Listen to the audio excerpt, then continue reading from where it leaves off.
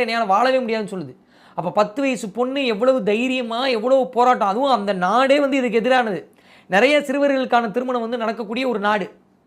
அப்படி இருக்கும்போது இந்த பொண்ணினுடைய அந்த தைரியத்தை பாராட்டி உலகம் ஃபுல்லாக அந்த பொண்ணை வந்து கொண்டாடினாங்க. அந்த பொண்ணினுடைய அந்த புத்தகம் வந்து பார்த்திங்கன்னா உலகம் ஃபுல்லாக வந்து வாங்கப்பட்டது. நிறைய இடங்கள் அந்த பொண்ணுக்கு விருதுகள் கிடைக்கப்பட்டது.